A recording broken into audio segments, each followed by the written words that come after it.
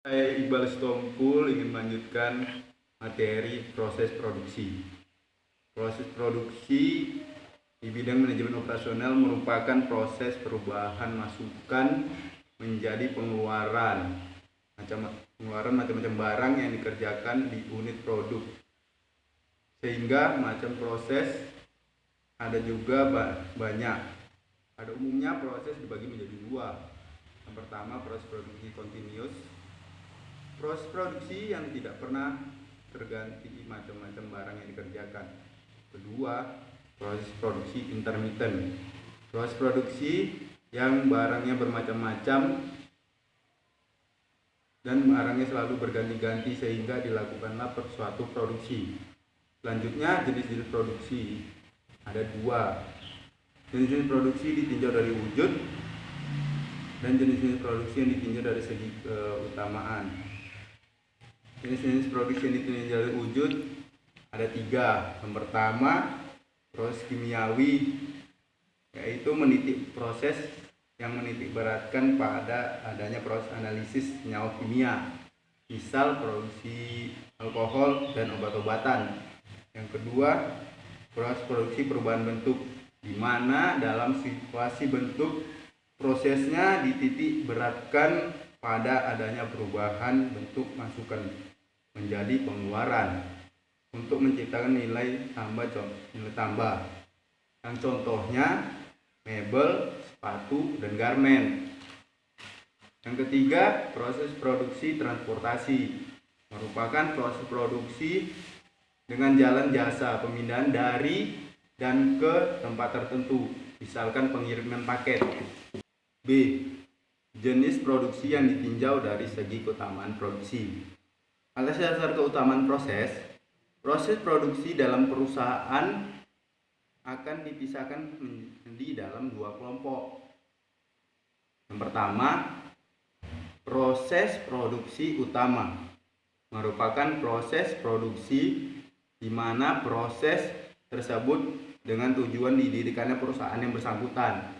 Yang kedua, proses produksi bukan utama, merupakan proses produksi yang dilaksanakan sehubungan dengan adanya kepentingan khusus.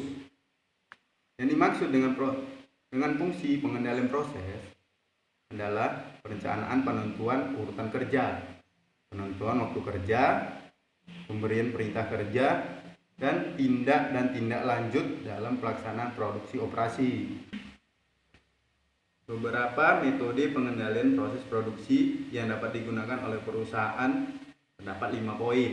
Poin pertama, pengawasan order, disebut juga order control, merupakan metode pengendalian proses yang mempergunakan kartu order sebagai alat pengawasan. Tujuan dari sistem ini adalah agar dapat menghasilkan produk yang sesuai dengan order. Poin kedua, pengawasan blok, adalah pengawasan produksi yang dilaksanakan dengan pedoman kepada daftar blok yang ada dalam perusahaan tersebut. Poin ketiga, pengawasan harus disebut juga flow control. Maksudnya adalah aliran produk baku sampai menjadi produk akhir. Poin keempat, pengawasan beban. Titik berat pengawasan beban adalah perencanaan dan pengawasan terhadap beban yang harus dilaksanakan oleh masing-masing yang memiliki peran penting di dalam suatu perusahaan. Poin kelima, pengawasan proyek khusus. Metode ini adalah metode pengawasan proyek khusus, proses produksi terhadap proyek khusus yang dilaksanakan oleh suatu perusahaan. Yang terakhir yang mau saya sampaikan adalah perencanaan dan pengendalian produksi, yaitu merencanakan kegiatan-kegiatan produksi agar apa yang telah direncanakan dapat dilaksanakan dengan baik. Tujuan utamanya adalah yang pertama, maksimalkan pelayanan bagi konsumen. Yang kedua, meminimumkan investasi persediaan. Yang ketiga, perencanaan kapasitas. Yang keempat, pengesahan produk dan pengendalian produksi. Yang kelima, persediaan dan kapasitas. Yang keenam, penyimpanan dan pergerakan material. Yang ketujuh, peralatan, routing, dan proses planning. Selanjutnya, tujuan perencanaan dan pengendalian produksi. Yang pertama, mengusahakan agar perusahaan dapat berproduksi secara efektif dan efisien. Yang kedua, mengusahakan agar perusahaan dapat menggunakan modal seoptimal mungkin. Yang ketiga, mengusahakan agar pabrik dapat menguasai barang tersebut. Yang keempat, untuk memperoleh keuntungan yang cukup bagi perusahaan. Yang kelima, meramalkan permintaan produk yang dinyatakan dalam jumlah produksi sebagai fungsi dan waktu. Oke, demikian itu saja yang dapat saya sampaikan.